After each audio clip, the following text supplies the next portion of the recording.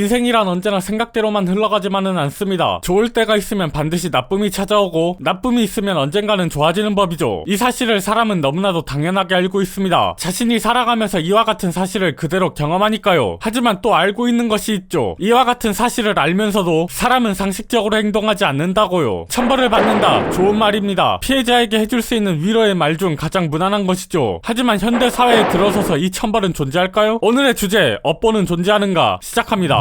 업보, 선악의 행업으로 말아암은 과보, 소위 천벌을 받는다라는 식으로 많이 사용되는 말이죠. 나쁜 짓 하면 벌 받는다, 착한 일 하면 돌아온다. 지금 와서 생각해보면 정말 거지 같은 말이죠. 아니 어쩌면 처음 들었을 당시부터 의문을 품을 수밖에 없습니다. 저 말은 대부분 피해자에게 행해지거든요. 배울 땐 모르지만 실전에서 당하게 되면 정말 거지 같을 수밖에 없습니다. 결국 가해자는 언젠가 벌 받을 테니 너는 참아라는 식으로 모든 탓을 피해자에게 돌리니까요. 그리고 이건 착한 아이를 만드는 방법이기도 했죠. 동시에 가해자를 위한 큰일을 키우고 싶지 않은 어른들의 편리한 수단이었습니다. 무슨 말이냐? 유치원에서부터 이 업보란 말은 틀려먹었다 이 말입니다. 결국 아주 어린 시절부터 알아챌 수밖에 없죠. 나는 억울한데 속이 미칠 것 같은데 가해자 편을 드는 어른을 보면서 말입니다. 그리고 자연스럽게 같은 반 내에서 계급이 존재하게 됩니다. 가해자는 아무런 처벌도 받지 않았으니까요. 피해자만 등신되고 나서 끝이죠. 결국 어린 시절부터 가해자는 면죄부를 지고서 피해자를 더욱더 악독하게 괴롭히죠. 그때 가서 피해자가 부당하다고 일이 커지면 또 말합니다. 피해자 넌 잘못 없을 것 같냐? 가해자 인생은 생각 안 하냐? 그렇게 나쁜 놈 만들고 싶어서 환장했냐? 참아도 병신 못 참아도 병신이면 적어도 상대방도 같이 병신으로 만드는 게 낫지 않겠습니까?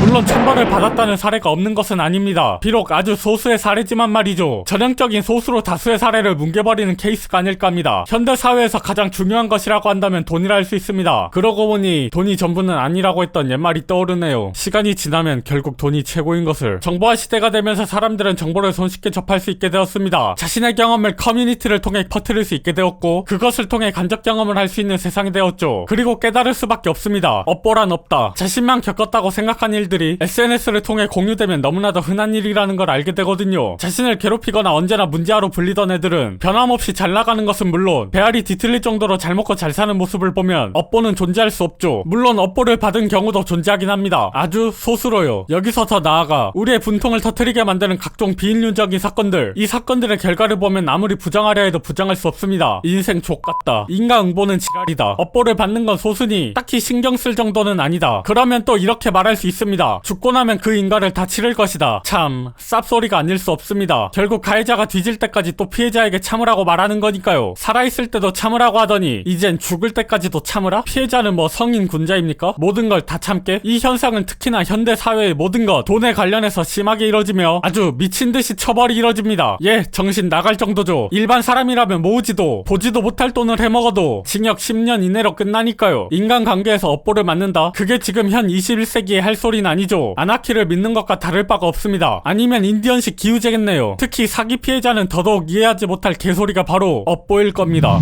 속 시원히 천벌을 받았다고 알려지는 일들은 피해자가 직접 움직여서 사적 제재를 가한 것이 대부분입니다. 그마저도 가해자는 반성하긴커녕 피해자를 원망하고 또 원망하죠. 웃긴 일이 아닐 수 없습니다. 분명 업보에 따르면 선한 일을 하면 보답이 돌아와야 하지만 선한 일을 했더니 갑자기 둘리놈이 모든 걸 망치려 드니까요. 그렇다고 악한 일에 대해서 제대로 된 처벌이 이뤄지느냐? 그것도 뭐 나라가 사기치라고 등 떠미는 게 아닐까 할 정도죠. 그렇게 한번 사기 잘 치면 사회에서 용서해주고 피해자의 원금 회복은 사회는 관심이 없으니 선량하게 살아가던 피해자만 불쌍해집니다. 그나마 지금은 가해자를 욕이라도 하지 예전엔 당한 놈이 병신이라고 손가락질까지 당했었죠. 세상이 점점 더 이상해지는 것 같습니다. 그리고 그 중심엔 SNS 이놈이 존재하겠죠. 정리하죠. 언제나 듣던 말이 있습니다. 세상은 착하기만 해선 살아갈 수 없다. 지금 와서 생각해보면 남을 등쳐먹는 사람들이 너무나도 많은 탓에 착하기만 해선 안 된다로 보입니다. 히드의 개소리 성선설이 틀렸다는 말이기도 하지만 동시에 업보에 대해서 정면으로 반박하는 말이기도 하죠.